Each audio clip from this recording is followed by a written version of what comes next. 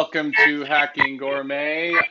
Someone in our back. See, we just started. We literally just started, and somehow someone in the background was playing music.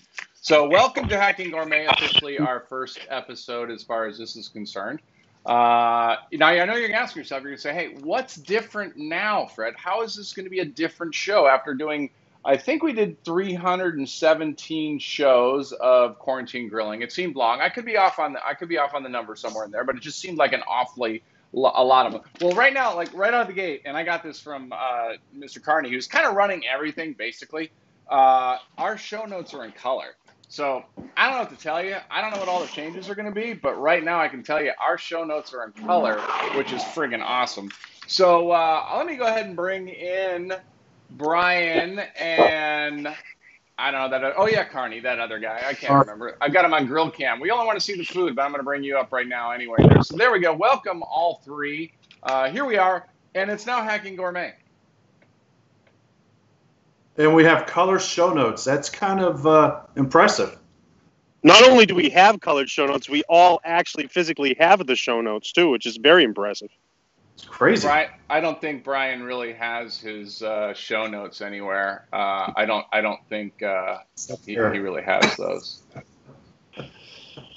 No, but the first thing that's different. I mean, there's plenty of different things. One, the name. Fred, thank you for the shout out on me running everything. Coincidentally, there was one of our fans that didn't like the name change, and it says you should stop letting Carney make all the decisions. Coincidentally, it wasn't my decision in the name change. We mutually decided. Yeah, we did. I'm not going to say who it was, but we did. All right, so funny because Mike's right now telling me right now it should be season 1, episode 1. I didn't come up with that part either. So it's episode 1.15. So this is technically our 15th episode. But it's not technically our 15th episode. But not Hacking Gourmet. No, we'll fix that next week. We'll get on the routine. I wasn't quite sure where to go with it or what we were going to do, but there it goes. But yeah, plenty of changes coming up. I kind of like it because iPhone doesn't when they come out with another iPhone, they don't drop the iPhone name. So let's just go with that. That's just X11 whatever. We're just we're not dropping that part. That is a really lame excuse to try to defend Carney on this one. I really By the way, also another point is whatever we do when we name it, I'm sure in the comments section there will be plenty of opinions for us to grab from. Yeah. You mean people will actually troll us about it? No, come on. Cole asks us if Color Ink is in the budget. Was Color Ink in the budget? I mean, how do we have? Well, that was really stupid because I printed it on my own printer. Yeah. There you go. Never mind. That has so I said right now we're individually funding it, but there are plenty of changes. We'll talk about them throughout the show. One big change we'll talk about at the end of the show. It's some of the things we're going to be testing. But yeah, there's plenty of changes on the way. Hopefully it's more organized. Hopefully the Wi-Fi is better. We'll be, as we start traveling, we'll be working from remote locations in different areas. But yeah, just stay tuned on the Facebook page, stay tuned on Instagram, and our website at hackinggourmet.com, and we'll have plenty of information on the new things coming. We're going to be adding recipes. So there's tons of exciting things. So every week there'll be something new. Every show there'll be something new. So plenty of stuff coming out, and we'll talk about most of it as we get through the show here. So what did so 4th of July we had that show and everything, but what have you guys cooked this week? What have you guys been working on? Okay. So I you know what? I didn't cook a lot this week, which was strange. I did burgers over the weekend. I did a bison burger that I posted on my personal Instagram. And I did some homemade potato chips again, which we featured on one of the shows, which was awesome. And I did do some steaks during the 4th of July week. On the 4th of July, I cooked on one of those Komodo Joes for the first time. And we got it up to 1,000 degrees. And my friend Lucas and I I was going to be doing the show live from Atlanta today, but I'm up here in Maine. But the Komodo Joe was a different experience because I'd never cooked on something that hot. And we got it up to close to 1,000 degrees. And it was definitely a science experiment. So I learned a lot with that. Some of the steaks didn't come out the way I wanted. but I did some research on that. So hopefully I'll cook on a Mojo sometime here on the show. But I didn't get too crazy with cooking this week. It was kind of a laid-back week, just a lot going on. I also didn't have any money left over after I shot $4,000 worth of fireworks up here. I've got a Hacking Gourmet rookie mistake to twice. This happened twice. My family was going over to my mother's house. She wanted to cook hamburgers and hot dogs, but my local grocery store had brisket on sale for $1.67 a pound. Oh, so I got a 17-pound brisket for $24. Seasoned it. I was going to put it on the smoker at 10 o'clock, go to bed, get up at 5, and start planning to wrap it and finish it through and have it ready to eat by noon, 1 o'clock. And put it on the smoker, went to bed, came out about 5:30, 6 in the morning, and my smoker had stalled not 30 minutes after I went to sleep. The brisket was still raw, and it sat out there in 87-degree heat in a smoker that wasn't working, and basically had to throw it away. So I was like, well, you know what? Let's go get another one because they're still on sale. At that price point, why not? Yeah, so I go get another brisket. I was going to go see a buddy. I did go see a buddy Friday night. I was going to smoke it Friday morning, get it ready, and have it resting as I drove down. The exact same thing happened. The pellets, for some reason, stick. Yeah. And they never fall through. And unless I sit there and put my hand in there and mix them up, it stalled, and I had a raw brisket the next morning, and had to throw that one away too. It was that happened to me last week in the end of our quarantine grilling train wreck show. Aside from all of the basic Wi-Fi problems, I had the problem with the stalled out pellet thing, and that's the first time it had ever happened that it just all of a sudden dropped down. I've never had that happen, so I cleaned it all out the next day. I actually cooked some stuff this weekend, which did just fine. Matter of fact, if anything, it seemed to be burning a little bit hotter, which there's no reason to believe it would be. Yeah. But yeah, that's the first time it happened. Something stalled out on it. Real quick, I want to go over what you guys are cooking because we've got a guest to bring on, and the guests are always way more cooler than we are. So who wants to start on what they're cooking? Well, I'll start. Ryan, shoot. I'm doing a little pork on pork love. I got a pork tenderloin wrapped in bacon with a barbecue pork rub on it. I'm going to baste it with an apricot chipotle barbecue sauce that I made. Of course, one of us has to do sprouts, so I'm doing Brussels sprouts braised with bacon. And then I am doing potatoes, garlic Parmesan roasted potatoes. Very nice, very nice. And good job, by the way, Brussels sprouts. That's exactly what I made for lunch today. And I actually texted you guys and showed that was my lunch today was Brussels sprouts, which really was a whole lot of excuse to have a lot of bacon later because, the ratio is not important. I don't think we really need to get into how much is Brussels sprouts and how much is bacon. Jonathan, tell me, what are you working on today? So if you haven't noticed, the first change that you've encountered here, other than our branding, is Brian is going to be utilizing 10 million ingredients now for 14 weeks.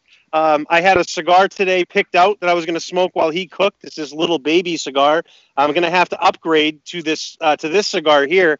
I'll be smoking this while Brian cooks because he's going to be taking almost all of the show. And I have transitioned to a more simple concept. So today I am preparing a Mojo Iberico pork chops with a Mojo mustard sauce. That's going to have Iberico pork chops that I got in great marbling on it. I'm using orange, lime, garlic, olive oil, cilantro, salt, oregano, mustard, sugar, and jalapeno, which I actually got in my eyes and almost had to go to the eye doctor today. It was a disaster. My mother and I were running around the house, and I have a balance disorder, so I was running into walls while I was going on. It was a circus. And then I'm going to be doing fire-roasted root vegetables with carrots, beets, sweet potato. I'm going to be utilizing the whole fennel. I'm going to be using the fennel, the root part, and I'm going to be using the fronds, which is the little green part on top. Garlic, lemon, salt. and tricolor peppercorns. So a pretty basic dish today. Something people can cook at home, which is something we'll talk about at the end of the show. But yeah, Iberico pork chops, fire roasted root vegetables. And I do want to just remind everybody, if you are watching the show and you enjoy what we're doing, please share this live video now. That allows us to have more people watching. And the last thing I'm doing today is I'm cooking. I'm going to be cooking directly on fire. I have logs in my grill over here. I put some charcoal underneath to start the fire up. But I have birch and I have pine that I'm going to be cooking on today. That is awesome. And by the way, thanks for doing the shout out, telling everybody to subscribe and share right now. You can hit that share button on Facebook, because that was actually in my notes. If anybody's really paying attention, that was clearly in my notes right here that Fred did not do, along with mentioning Instagram at Hacking Gourmet, to see all the cool photos on there. So much like all the other shows we've done, we're just totally winging it, but we're getting more efficient. We're getting closer with it, I think. So you know what's next, right? Before I go to the guest. Yes, and I believe our guest might have fallen out here, so it's a perfect time. Our guest is sponsored today by Wood Butcher Maine. Wood Butcher Maine, introducing durable and attractive wooden creations to your kitchen, backyard grill, and home using native Maine wood and other exotic wood species. Wood Butcher Maine products include butcher blocks, cutting boards, coasters, grill grate cleaners, and Hacking Gourmet favorite, the red oak cigar ashtray and dessert holder / cocktail coaster. Plus many more. The Wood Butcher Maine team's passion for food, the pine tree state, and craftsmanship of the highest quality show in every piece. Visit woodbutchermaine.com to explore their current selection. And I just talked with the Wood Butcher. He did a big project for Camacho cigars just recently. So some of you may have seen on social media, we've been sharing some Camacho wood boards that he's done. And we will be working directly with Wood Butcher Maine. They're one of our premier partners in this. We'll be working with them for a line of Hacking Gourmet boards and some co-branded items with Wood Butcher. So woodbutchermaine.com. Nice. Wow, that actually sounded like a real thing, like someone had written it out and actually read it, and that was really good.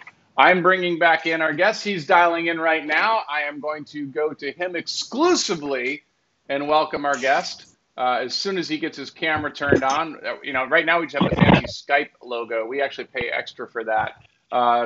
Steve mentioned the closed captioning is also an interesting upgrading. Yeah, Steve, we're pretty excited about the closed captioning.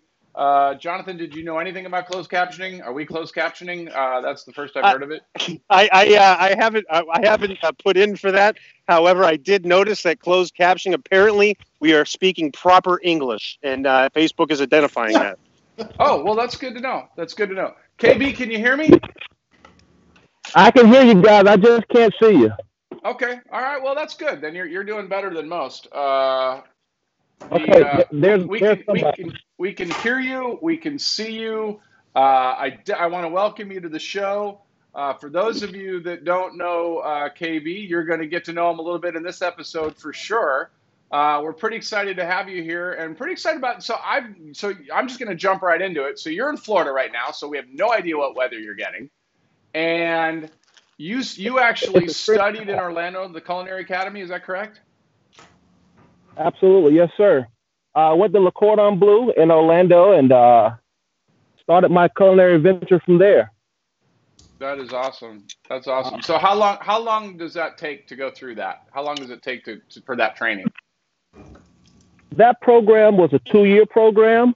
I was just a kid from Fort Pierce, Florida, trying to find a way, and I had to just get myself together. So I went to culinary school, couldn't afford the Johnson & Wells and all those places. So this program was a 2-year program. And since I'm a rebel, everyone that went to school and I got to go overseas. I got to go cook for this chef. I want to cook under this chef. I just wanted to do me and find my own niche. And you ended up cooking for professional basketball players. Were they Orlando basketball players, or where were they? Well, I traveled all over. I worked for a few guys that played for the Magic. Okay. I worked for a guy, Trevor Ariza, that he played all over, but he was won a championship with the Lakers. I also played with an NBA All-Star, Jameer Nelson. I worked for him. I worked for Candace Parker and her ex-husband, Sheldon Williams. I worked for Al Harrington, who played for the Knicks. He played for the Pacers. He played for even I think Sacramento. Yeah, so I got to work with a lot of different athletes, but So mostly basketball. tell me this, and I don't want any names. What's the weirdest thing that they ever wanted you to cook? Like, I'm hoping it's like a Komodo dragon or something like that, right out of the movies. But what's like the weirdest request you had food-wise that you had to cook for somebody? And you don't have to tell me who it is. Well, the thing is, they never really wanted to be introduced to weird things. You got a lot of guys in the NBA, and they have a lot of money, but they come from eating spaghetti, fried chicken, and ribs. So I had to kind of cleanse their palate. So the weirdest thing that I made for one of my clients is I came in and I was like, yo, I saw some rabbit in the front yard. I was like, that's going to be dinner tomorrow. And his wife was like literally through the roof. So I went and got a rabbit. And I stewed this rabbit down and I finished it with a bechamel sauce. And I made it with some mashed sweet potatoes, and some, I think it was broccoli. And so I just left it there, and I come in the next day, and she goes, hey, B, what'd you make last night? I was like, that was rabbit. She was like, are you serious? I was like, that was rabbit. She was like, it tastes like chicken, but I can't believe you actually made me eat rabbit. I said, was it good? That's great. That's great. So what are you making tonight? What are you making tonight? Today we're going to do some chuck eye. And chuck eye is one of those cuts that they used to just give to the butcher. Mm-hmm. It's pretty much the poor man's ribeye. It's full of flavor, an amazing cut. A lot of places, some people never heard of it, but it's just the baby cousin of a ribeye. We're going to do some grilled Brussels sprouts. It's going to be finished with a Thai chili and balsamic glaze. And we're going to do some butternut squash. It's done with a little coriander, cinnamon, and a little maple syrup. So on the chuck eye, is this something you need to marinate in advance to break it down a little bit because it's not like a ribeye, or is it just you just use it straight out of the gate? No, you right out of the gate. Okay. Right out of the gate. It's not a tough cut of meat maybe like a brisket or London broil or shoulder cut. It's really, really tender. It's really, really tender. And well, good. I look forward to seeing it. Well, let me bring the other guys back on because hey, I mean they're sitting around wondering how come we're getting all the FaceTime. And welcome back, guys. Thank you. So this is where on our show notes we're on to our second professional ad read. Here we go. Crowned Heads and McGee's Smoked Meats, bringing you the finest in premium cigars and smoked meat experiences across the southwestern United States. Crowned Heads is a premium cigar company committed to producing cigars of artisanal quality that are defined by a combination of excellent flavor, balance, and consistency. Visit crownedheads.com and at the Crowned Heads on Instagram. And that takes us over to Brian. What's going on? All right, so I've got the potatoes, the garlic Parmesan potatoes in the oven to start roasting. I'm cutting up the Brussels sprouts to get them ready, and I just put the pork tenderloin on the grill, and I'm about to go out and start basting it with the barbecue sauce.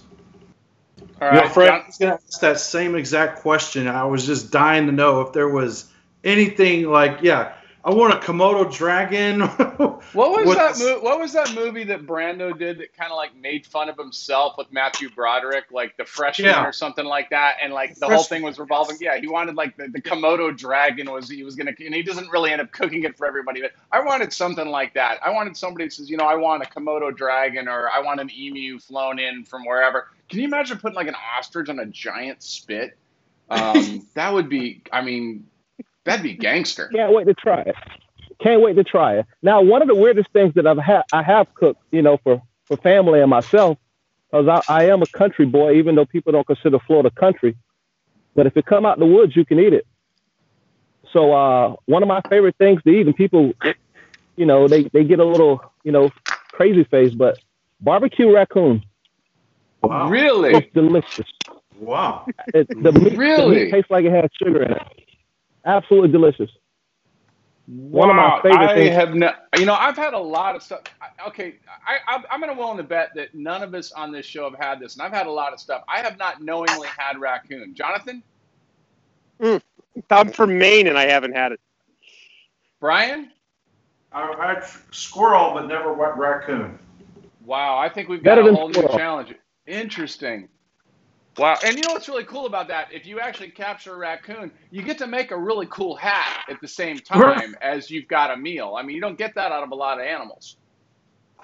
Well, maybe not your first time, but the better you get at dispatching the animal, because if you don't really know what you're doing with the hide, it can get jacked up. So yeah, you can make a hat or souvenir. It's a beautiful coat. Yeah, actually, my dad, I actually have a memory of my dad having a full-length raccoon coat. I don't know how that was even a thing in the 60s, but I do remember him having that. I think it was left over from his college days. It was warm. I do remember that. I do remember it being really warm. Interesting. I have raccoon. That is absolutely wild. I don't even know where to go with that. I don't need. Jonathan, what are you doing? What are you working on? I like how your stuff's all staged out, by the way. In last week's show, or our last episode, in the train wreck episode, as I refer to it, I had everything in all those little dishes like you did, and then we never saw it because it was a train wreck. What are you working on? But by the way, it was not more fitting that it ended the same way we started. I took a very small amount. It was a very large amount of pleasure in watching your transformation throughout the show. Your hair was standing on edge, and so no, I felt that pain. But I've thrown on my pork chops for one run. They're sitting here resting. It's Iberico pork, which is a Spanish pork, super high grade, really high marbling. These are about an inch and a half to 2 inches thick. So they're just resting right now. I put them straight on the fire, and the vegetables, I'm cooking them on this pan, as you can see over here. That's kind of at an angle from the grill cam. It's got holes in it, so the vegetables don't fall down in, but the fire's coming through. So I'm just sitting that on there. My vegetables are all placed up and chopped. My sous chef helped me with that today. So we've got onions, the fennel up top here, the sweet potatoes in this one, and the carrots, and we've got the beets here. We cut them about, I'd say they're about a tenth of an inch, maybe a little higher, a little thicker than a tenth of an inch in circles, and then we cut them in half. So they shouldn't take too long to cook on there. But yeah, right now I've got my jalapenos, my mustard for my mustard sauce. I've got my marinade that I made. The marinade's got the cilantro, oregano, orange, lime, olive oil. It's got salt in there as well. Garlic. We've got garlic in there. So I got a little bit of that marinade that I had the pork marinating in overnight, sitting in a little pan here, and that's going to get churned into the mustard sauce at the end. And we're going to taste it throughout. We're going to add a little bit of sugar to test the sweetness, because we do want a little bit of sweetness to it as well. And yeah, so that's kind of where I'm at right now. Fortunately, I got my truffle salt back in today, so we'll be putting truffle salt on top of the vegetables. But I'm making a pretty simple meal today. It's simple. It's going to have a lot of good flavors, and it's really a meal that I'm cooking to allow the flavors of the vegetables to work together, and then the flavors of the pork to not be overpowered by the sauce. All right, and I'm going to ask one question, Jonathan, before I get on back to KB, because I want to see where he is right now. And then I also want to find out everybody's smoking. But I got to ask this, and I'm a little concerned that with our auto closed captioning system going through here, that this is not going to come out right. So we'll find out when we see the show. When you do, I've noticed when you cook and you put things straight on the charcoal or the wood and stuff like that, here's where we're going to get into trouble. How does it not taste like ash? And I hope I pronounced that clear enough for the closed captioning. But I mean, I've never done it. How does it not taste like the ash that's on the wood or the charcoal or something like that? For me, it does take on some of that flavor, obviously, naturally. Now, when you're cooking with it, it's getting really hot, so it's essentially creating char on the outside. And then I also cook heavily with salt, so it just becomes another flavor, a flavor that's there, another texture. So for me, it kind of messes with the salt. And if you're going to cook that way, I would suggest having some salt around. And then I usually, I'll put a little olive oil over the top. But you kind of tap it off a little bit. But the ash doesn't have a ton of flavor. So if you're cooking with good wood, there's no There's no fluid on it or anything. So yeah, it's just gonna give it a little bit more texture, and it will have some grittiness to it. But that's why, like the sauce we have today, the acid will cut through some of that grittiness. I mean, you could top it with top it with a béarnaise sauce or something that's a little richer. It's caveman-y is what it is. It's It's rustic. Right. I'll accept that. KB, tell me what you got going on, KB. We haven't even checked in with you for a while on the cooking there. What are you working? What are you doing? Right now, I'm just grilling my asparagus off. I got my butternut squash grilling up. I have an actual blueberry reduction that I'm going to pour over the steak, and we're just going right now, man. Getting a nice little char on my steak. I mean, it won't be as intense as Carney because he's over there working with an Inferno. Yeah. I like how he just so KB just came in with the classic hacking gourmet move, which is by the way, and I happen to have this blueberry reduction, like something that wasn't mentioned out of the gate. These guys, you must have seen some of the shows because these guys do this. They're like, and I happen to also bake this apple pie from scratch, for whatever. I mean, everybody comes in with this stuff. Brian, a lot of requests for the Crown Heads apron. Everybody says we should do hacking gourmet trekker hats. Actually, I got a really good idea that I haven't even told the guys yet, so I can't bring that up. It is 5:30, which means I'm going to go to our top 5 list. And what we did, the top 5 list this week, was basically our top 5 television celebrities. And so you can follow along at home and see who you might have liked on there. McGee had Michael Simon, Tom Colicchio. How do you pronounce his name? Colicchio, Alton Brown, Emerald Lagasse, Rick Bayless, solid. It's interesting. I mean, this whole group. I mean, some of these people are a little old school. Carney, Massimo Bottura, Francis Malman, Jose Andreas. It's Andres or Andreas? I thought it was Andreas, but it's spelled Andres. Thomas Keller, Martha Stewart. Martha Stewart, that's old school. That's going back. I was already making a pitch of how a lot of these people are so recent, but I went with Alton Brown, Thomas Keller, Anthony Bourdain, Aaron Franklin, who I guess isn't really a chef, TV chef, running stuff down there in Texas, but I don't know. He's been on my. But I went really old school. I went Julia Child too. I think we have to at least throw some respect back over to there. And I do want to bring up KB. KB got some in for us too. Masahiro Muramoto, I believe, is the Iron Chef of Japan. I think that's what his big deal was. Marcus Hamilton, absolutely. Rick Bayless, Anthony Bourdain, and Andrew Zimmern. Excuse me. Anthony Bourdain. I had Anthony Bourdain also. Talk about a guy that what a job. Not only the cooking background, but his show and stuff as far as how he got into the culture and the conversations. In this day and age, we need more of that. We need more of we're a lot more similar than we are apart, and I'd like to have a lot more of that going on. But good solid list, guys. Really good lists. Katie, do you want to talk about anybody that you had on your list in particular? Say that again. Do you want to talk about any of the people you mentioned on your list in particular that were influences for you, or why you like them? Well, it's hard to say who influenced me besides my mom when it comes to cooking, because I did try to isolate my career to just really have my own identity in cooking. But Morimoto, who's a Japanese chef, like for him to put together so many different ingredients that he might not have been ingratiated with living in Asia, and just to be able to execute it no matter what his ingredients were. And also, I'm just a big fan of Asian cuisine. Like that's probably one of my favorite things to prepare or make, whether it's dealing with just, curing things or just different types of spices and things, or just dealing with raw fish. Just one of the most amazing things you can do, in my opinion. Yeah, so it's that's interesting. Probably one of my just go-to guys.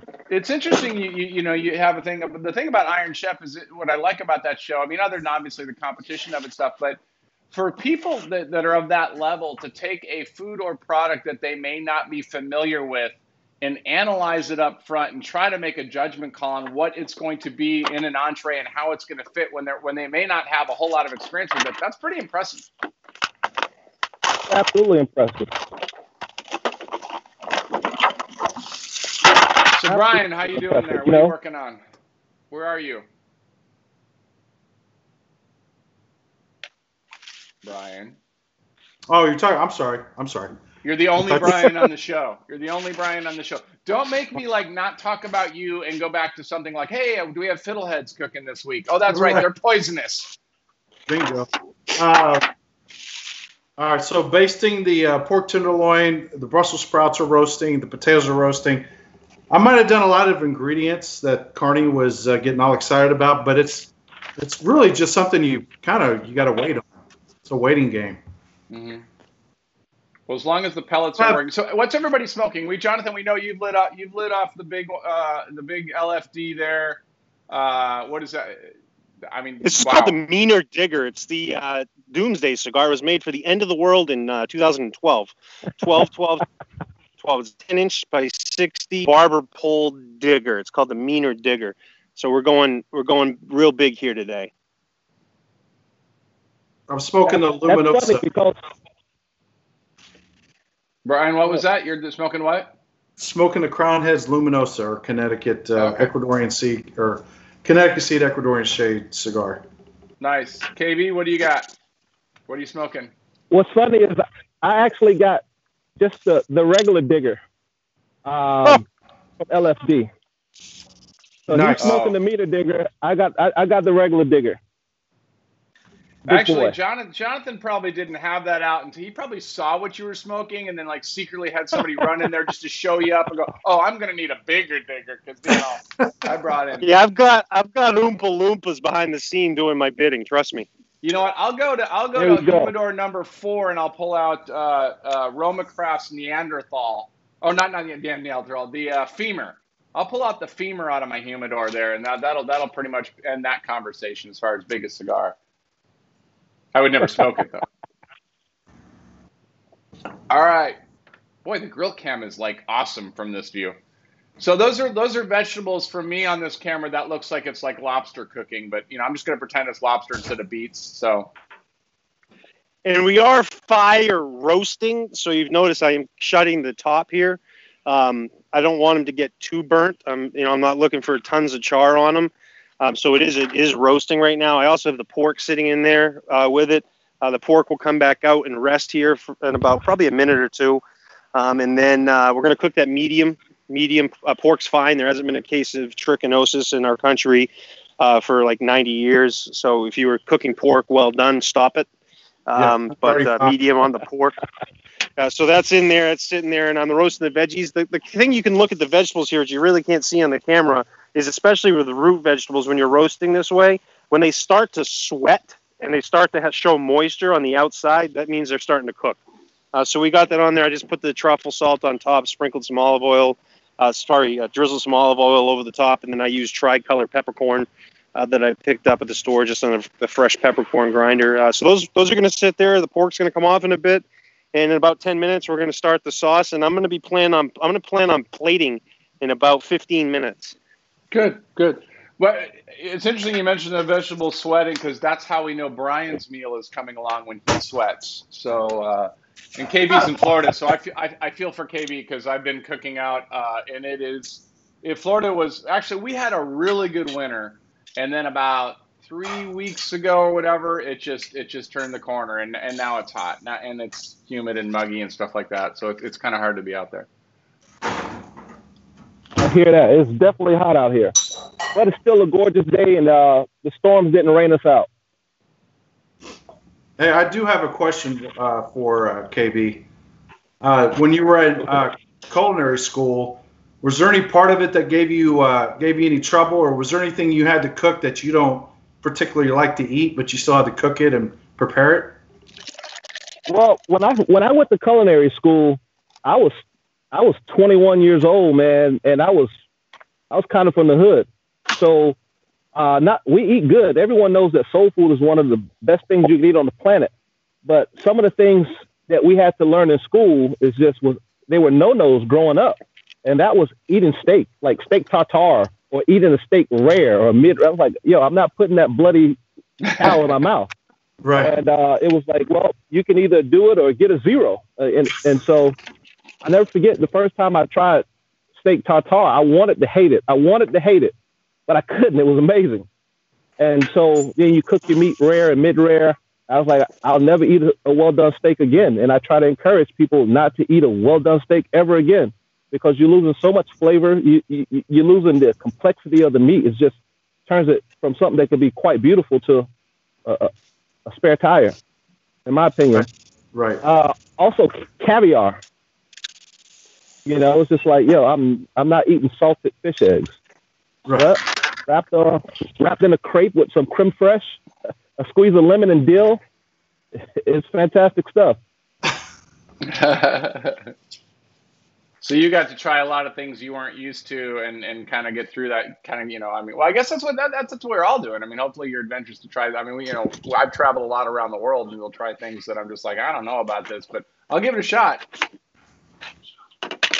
I actually really like steak tartare.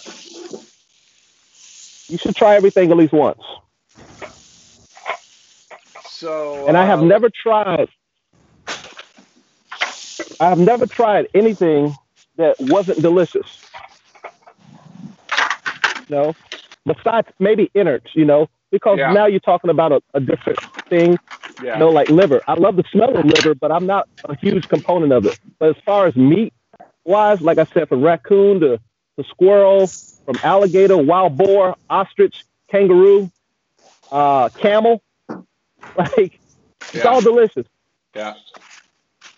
I don't know if anybody caught that on camera, but Brian's dog just jumped up on the counter there, and I don't know if he actually grabbed something or there was something that used to be there. But Brian could come back really pissed off. So what did the dog get? Is there anything on that stovetop? Did she jump up on the counter? No, but she was on the stovetop right to your right. She was up on there trying to grab something. Nothing's missing. Oh, I thought we were going to have a live caught on camera incident. All right, which brings me to last time. Yeah, that's right. Brings us to our next and one of our final sponsors here, Red Meat Lovers. If you guys have not checked these out, and obviously, quarantine things slowed down a little bit, you're definitely going to want to check them out as they open back up. The Red Meat Lovers Club is based out of sunny South Florida with its Ion establishment chapters where groups of steaksmen have a thirst for old brown spirits, a yearning for the glorious feast, that would be meat people, and they want to, develop strong personal and business bonds with each other. So, they exist to exalt the act of gathering, dining, and ensure that, they're having the best dining experience in the country. Every meeting, and that's MEATing, is curated experience. None of them are really identical, and no one else can have it besides their statesmen. So go ahead, if you're interested about them, or definitely check them out, see if there's even one in your area, and if not, maybe you could be the new statesman for your area. It's rmlclub.com for more information, but definitely check them out. I'll tell you, I don't know about you guys, but I am dying to get to one of these events. They're down in South Florida all the time, but the whole COVID thing has really slowed those down. Yeah, I know. Evan's been trying to get creative online. I've been following what they're doing. They got great involvement. They've been doing a lot of charity things and a lot of things down in South Florida there, in Broward County and Dade County. But as soon as this starts to open up a little bit more, hopefully we can get back to doing some of those Red Meat Lovers Club and start expanding that to some other places. I know there's a lot of great ideas he's got, but thank you for their continued support, and we look forward to participating in things with them in the future. All right. Before I get to Would You Rather, we've got a couple more minutes to check in on where everybody is. Whoever wants to talk about where they are, what they're doing. KB, you look like you're getting a little bit close there. Oh, yeah. I'm waiting on you guys. I'm pretty much ready. Oh, you know what? You're welcome to finish whenever you want to finish. Normally, Brian finishes about 20 minutes ago, and he's just sitting there eating for half of the show. So. Yeah, he laughs, but that's actually true. So Brian, I've got my sauce heating up here, Fred. Yep. I've already tasted. It's got a lot of garlic to it, which is nice. The cilantro and oregano is a really good blend with the citrus, and the salt level is pretty good on it. So I'm not going to be adding much salt. It's relatively sweet, but I do have some sugar here on the side. If I need to add some more here, because the mustard's going to go in just a moment. And the vegetables, I got the vegetables in the closed container there, got the top down. That's roasting. That's the only thing I'm really concerned about today is the completion of the vegetables. And I got the Iberico pork chops in there with it. My grill, it's roasting at about 400 degrees in there, 350, 400, right on the fire, which is nice. And the pork's in there for its final, I guess, indirect heat, but it's sitting right on top of a log. So that'll be wrapped up here shortly. And the sauce, we're going to let this simmer here a little bit and give it a little bit of a taste. And we're getting close to plating. And I'm going to add some jalapenos in here. As I said, I accidentally got some of these in my eyes. I don't want it to be too spicy. So I got about a quarter of a jalapeno in here. So that'll be in there just for a little bit of a zing. All right, Brian, what are you doing? I got about 5 minutes left on the pork tenderloin, and then I'm going to pull it and then sear it here in the pan and get that bacon really crispy. And then by then, the potatoes, the Brussels sprouts, everything will be ready to plate. And Carney should be done with his little petit Corona. That's right. That's right. KB looks like he's plating over there. What are you doing, KB? Yeah, I'm just trying to plate it up, get it nice looking.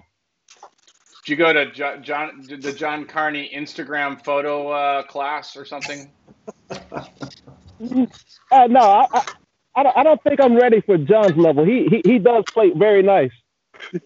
He does. He does. Well, when your food's questionable like mine is, if you don't know how it's actually come out, it's important to make it look great so everybody thinks it's fantastic every time. Fred, you remember that one time he my left his camera on and he was yelling at the sun because the lighting wasn't right? Yeah, yeah. All right. All right, well, let's go So I ahead. have added a little bit of sugar here, Fred. Mustard's very pungent, so it's strong, so I'm going to sweeten that up a little. And then I'm just going to add a little bit more of the marinade on the side here because it does reduce a little.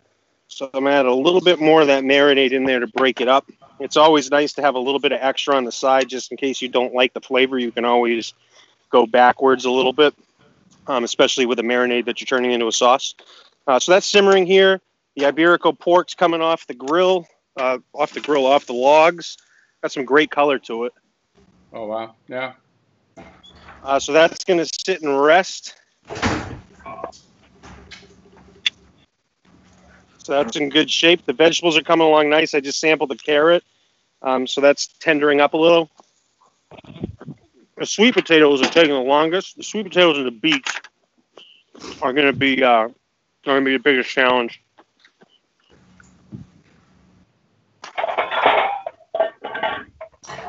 All right, well, I'm going to jump into Would You Rather.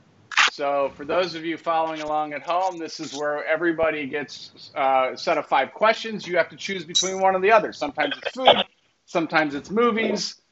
In this case, in KB, you're going to have to play this game as well. You just have to choose one of the 2 things, and we're going to go through 5. But basically, this week I want to do something a little bit different because we kind of had, KB's done a lot of stuff for athletes and stuff like that. So I went online to go see some of the what athletes had been in movies and who done a good job and who had done basically a pretty crappy job. So let's go ahead and start with the first one is you have to watch one of these movies. So which movie are you going to watch? So we have Wilt Chamberlain and Conan and Shaq and Kazam. So KB, I'm going to start with you. Which one of these movies are you willing to watch? And by the way, none of these people acted good in any of these movies. Yeah. Yeah, well, man. First of all, there's a little internet controversy to say that Shazam actually even happened, and is it like a figment of your imagination in another dimensional world? Yeah, Shazam and Kazam. Yeah. But I might have to go with the old school Conan, man. Okay. All right, you're gonna go with Wilt Chamberlain. It's nostalgia. All right. What about you, Brian? What are you going to pick? Wilt Chamberlain or Shaq? Which one are you going to watch? Wilt Distill. Okay. All right. Jonathan? I'm gonna go with Shaq Diesel. Yeah, Shazam. I have to go. I'm gonna have to go with the movie. I'm gonna have to go with Wilt Chamberlain just because I think I can handle watching Conan way easier than I can handle watching Shaq as a genie. All right, next one. Here we go. It's gonna be Tom Brady in the movie Stuck on You versus Terry Bradshaw in Failure to Launch. Jonathan, we're starting with you. Tom Brady, baby, the GOAT. Suck up. Brian, what about you? I can't stand either one of them, but Bradshaw is horrible, so I'll have to go with Brady. KB? God, that hurts. Well, I don't know. I think Terry Bradshaw is hilariously silly. So Right. I would watch Terry Bradshaw, not for commentary and saying knowing exactly what he's talking about, but just because I think he's hilarious. Yeah, Terry Bradshaw is. I'm with KB. I'm going Terry Bradshaw by a mile on this one. Not even close. Not even close. All right, next one up. You have a choice. You have to watch one of these: Lance Armstrong in Dodgeball or Roger Clemens in Kingpin. Huh. See, you didn't even remember. Where'd you come up with this one? Because you don't remember this stuff. This is the shit I remember. I don't remember when I'm supposed to bring up sponsors, but I remember this stuff. Clemens was absolute genius in that movie. Clemens all the way. All right, KB. I got to go with Lance Armstrong because I love dodgeball, man. Yeah, right. Okay, that's fair. That's fair. Jonathan. Dodgeball all the way. Yeah. If you can dodge a wrench, you can dodge a ball. You know what? I like Dodgeball's the better movie to me, but if I have to choose between Roger Clemens and Lance Armstrong, Clemens was brilliant in Kingpin. He actually probably almost should not have made the list of bad acting in a movie for this. But all right, next one. Here we go. This is way, way, way back.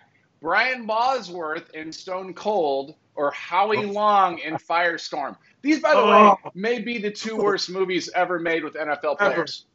All right, Jonathan, you're first. Now, Brian Bosworth or Howie Long?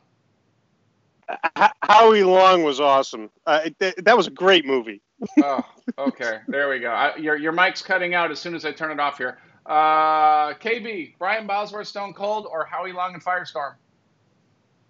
Well, if you would have said Howie Long in Broken Arrow with Christian Slater, I would have went with Howie Long. But that's I think I got to go with the Boz on that one. All right. Okay. Brian? I'm with KB. If you would have said Broken Arrow, because you get that one line, please don't shoot at the nuclear weapons. So since that movie's not a choice, there we go. I purposely did not make Broken Arrow the one for this. By the way, I can't take Bosworth for anything. I'm sorry, so I'm going to have to stay with Howie Long. In my defense, I didn't realize Howie Long was in different movies. Yeah, I thought that was the same movie. All right, here we go. Last one up here. We're having, by the way, too much fun with these. All right, Johnny Unitas on Any Given Sunday or Kareem Abdul-Jabbar in Slam Dunk Ernest. All right, Brian, you're first on this one. Yeah, I know. You guys didn't even know these, did you? These are not good. Well, no. These are not pretty. Any Given Sunday, I'll go with that one because honestly, I haven't heard or seen the other one. All right. I'm in the same boat. I've never heard of Slam Dunk Ernest. Is that like Ernest P. Worrell? That's like Ernest goes to Camp Ernest? Yeah. The Ernest Goes to Camp Ernest. That's what apparently Kareem Abdul-Jabbar did the whole movie with him. All right.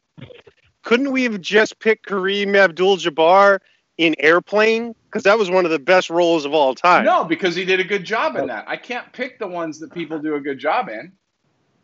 I am going to pick Kareem. I'm going to pick Kareem in Slam Dunk Ernest, and I'm going to watch it. I'm going to watch it this week. All right.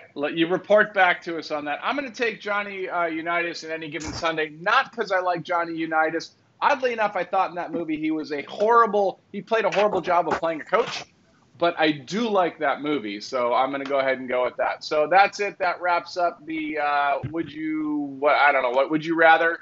So let's go to the final thing. So KB, where are you? Are you plating up everything? Are you done? Are you eating? What are you doing? Yeah. Well, I'm going to pick my camera up and have my lovely assistant zoom in on what we got for the final product. I hope you guys are listening to this because he brought assistance. So just go down. Oh, there we go. Look at that. Look at that. Okay. Okay, You know what? Hold on. Hold it right there because I'm going to go just to you on camera. There we go. I hope everybody can see that right there. That looks really good. We got a tomato, onion, mango, and avocado salad. And we got our chuck out here with a little blueberry breakfast. Out here, and then we just got that looks really good. Ryan's frying bacon in the middle of KB's beautiful display. You know what? Sound was so perfect through this entire show until that moment right there. You want me to mute myself? No. Apparently, Brian and I have switched bodies. Is the biggest change. Yeah, it's really weird. Bodies. It actually is. It is really weird. This week's Crown Heads towel is sponsored by Walmart. And it's actually a beige towel. Was white, but we're pretty happy to have them there. Okay, that KB, that looks absolutely phenomenal. That looks. We've said that one of the downsides to the show is that we're all in different locations and can't eat the food that we're seeing other people make. So looks like we got Brussels. Did you bake the Brussels sprouts? Roasted them. Okay. Carney, what do you got going? You look like your final stages there. How are the vegetables doing? Vegetables are doing great. The sweet potato came along nicely. The carrots are in good shape. I've tested every vegetable. Everything's in good shape. The fennel's good. I've got my pork chops off the grill. Sorry, I keep saying grill. They're off the log. I'm going to put those on my wood butcher board here. The sauce is done. So we've got that sauce all ready to roll on top. I think you can see this on the grill cam. I can bring it down just a little bit more. You're fine where you were. Yeah, no problem. We can see everything. All right, so we're going to put the pork chops here. Scott says, nice, love Brussels sprouts. I think Brussels sprouts is like our main go-to vegetable of this entire group. I don't know why, but I mean, I love them. I had them for lunch. I cooked them for lunch, as I mentioned earlier in the show. So we're going to put some sauce over the top here. I'm just going to go over the fat part of this here. I'm not going to touch it on the bones. Drizzle a little bit around there. And I've got some oregano sprigs that I'm going to put right on top.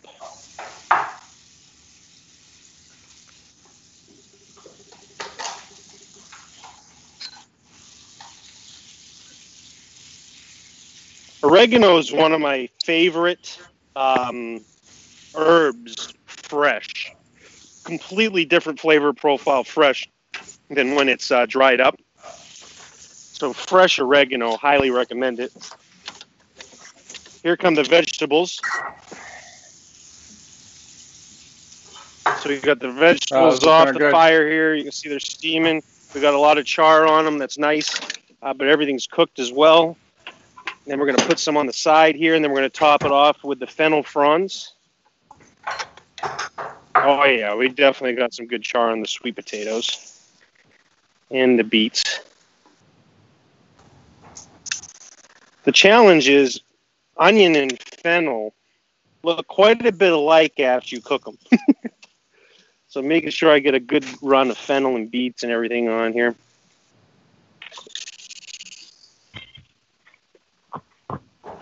The color combination on this too, with the white colors, the orange, the sweet potato, and the carrots, and the beets, the red with the beets is an awesome combination. A little bit of onion, a little more fennel here. All right, then we're going to top it off with the fronds. Now this fennel has an anisette, a nice taste to it, which is kind of like licorice. Not super strong, but these fronds carry on the same flavor profile. It's not as intense as the actual fennel root itself.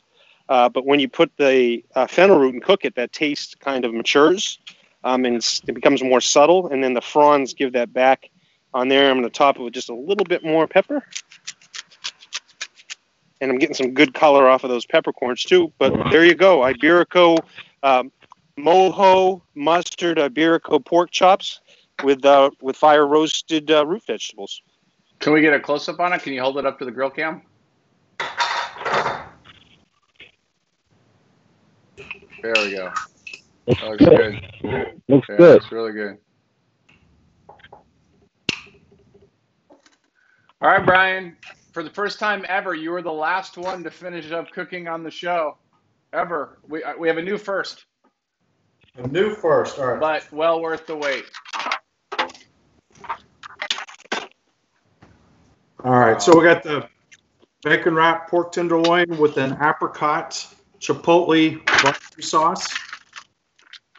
And you can see that it's perfect medium. Yeah, yeah. And garlic roasted potatoes with Parmesan and parsley. Oh, those look good. And of course, the sprouts with roasted Brussels sprouts with bacon.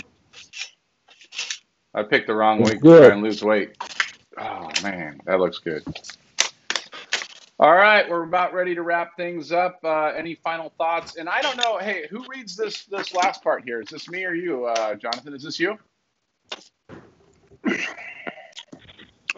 me take a look at it. I mean, thank you for joining us. I'll go ahead and read. Yes, we've got over the coming weeks, we're going to have meet weeks and months. We'll continue to add new and innovative ways for you, the viewer, to be involved in new content on all of our platforms. We're going to be back live on July 27th, Monday, July 27th, on Facebook Live at 5 p.m. Eastern. In the meantime, you can follow us on demand all the time at YouTube, on IG, Instagram at Hacking Gourmet, and on the web at hackinggourmet.com, where all of our episodes are available. Top lists and ingredients are going to be featured on there as well. And our recipe section is under construction, as well as our biography section on the three of us. But our recipe section is under construction there. And then merchandise will be added in the fall as we look through and talk about different ideas. And one thing we're going to be doing that's special on the 27th, this is just a test. This is not how it will permanently go. But if Fred can pull it up there, we have something that we're working on, and it's going to be registered. You can register for this through our website. I will publish this online through our Facebook page when we're ready to roll. But it's going to be called Hack It with the Hackers. What we're going to do is invite you to join us on the show. You won't be live on our production here, but we will have a Zoom room that Fred will be MEATorating, or whoever's not cooking that day will be MEATorating. But we'll have a private Zoom room where you can cook with one of us on the show. So on the 27th, we're going to be doing a steak dinner. You can cook a steak dinner live with me personally on the Hacking Gourmet show. It'll take about an hour to do. All meals that we cook will be prepared for two people, so we'll cook for two. And what we'll do is, if you go on our website, hackinggourmet.com, there's a menu item there called Hack It with the Hackers under our catalog page. It's where our products are listed. Again, all of this will be online, and we'll feature that. There'll be a list of how all this will work. But we're going to give you a menu, and then we're going to give you a shopping list. That shopping list will be posted online and emailed to you the week before. In that email will be a link to join the Zoom call, which Fred will be on. So the reason for the Zoom is Fred can watch that. You can ask him questions on the Zoom, and then he can also relay those questions to us. So you'll be cooking live with us there. But that will be emailed to you within 24 hours of your registration. Registration will start later in this week, and we'll have all those things highlighted for you. But you can register at hackinggourmet.com. And what that will do is when you do register, it'll look like you're buying something. There's no cost to it. It's a zero value. You don't have to put in any information other than your email address, so we can provide you the needed information. But we invite you, if you're interested. We'll know this is probably going to start small, and we have some other ideas to involve some sponsors in the future and other places where you can buy things. But it's always going to be an item that's easy for everyone to cook, something we can master together, and we can prepare something nice for you and those that are eating with you and joining you for the show. So this is a way to get you involved. So Hack It with the Hackers information coming this week, and we'll be cooking a steak dinner that will be 3 items. We'll be doing steak and 2 other things aside. Most likely we'll do a steak and 2 sides, but we'll have the menu and shopping list available and ways to register available on the Hacking Gourmet website this week with the directions step by step how to follow that. So Hack It with the Hackers is one of the newest things, and that'll be going this week. Yeah, and just so everybody knows, I mean, we're pretty excited about that, and it's not all going to be necessarily grill. We're looking at, I mean, we're talking about taking things that are out in restaurants that you are paying money for or big money for, or just want to learn to cook at home, and it won't always be grilling things. We're going to go into the kitchen. As Brian has demoed today, we can actually be in the kitchen. And I want to wrap things up here. We've got some really neat stuff coming. Show went great. I totally did not have that graphic that he just talked about. I had to go search the email and put it up on the screen really fast and somehow pulled it off. So nobody knew that I was totally not prepared. Brian, thank you so much. One last thing on there, Fred. One last thing on the Hack It with the Hackers. It won't always be me. Sometimes it'll be cooking with Fred. Sometimes it'll be cooking with Brian. Sometimes it may be cooking with our guests. In the future, we may do some specials where we do it different days of the week, where we are reporting live from a different venue. But that'll always be that information. There will always be one of us involved in it. But every week, so if you don't want to cook with me and you want to wait and cook with Brian, you're more than welcome to do that. But each time we do this, it will be with someone different. Yeah, so if you want 700 ingredients, pick the week that Jonathan's there, and if you want 2 ingredients, pick Brian. KB, thank you so much for being on the show, man. It was awesome having you. A lot of fun. Really, I have never had that piece of meat knowingly, so I think I'm gonna have to go out and try it now and see how it goes. Anyway, so yeah, thanks for being on the show. It was great. Hey, thank you guys for having me, man. I think you guys got a good thing going, and anytime you need me, man, just give me a shout. Well, we'll definitely have it back. Brian, anything last things to say? Yeah, it's hot in my house. I could have done this outside; would have felt the same. I turned the AC you know down. what? You know what? You're inside. Well, I'm inside, so I have nothing to complain about. Last week I was outside in Florida and it was miserable. So thanks, everybody. Appreciate it. We'll have this posted up on the Facebook page. And again, follow us on Instagram at Hacking Gourmet for the super cool, pictures that everybody's been taking of their foods and also during the week. And you know what? Share your stuff too. Tag us. Let us know. We want to see what you're cooking as well. So we'll talk to you guys later.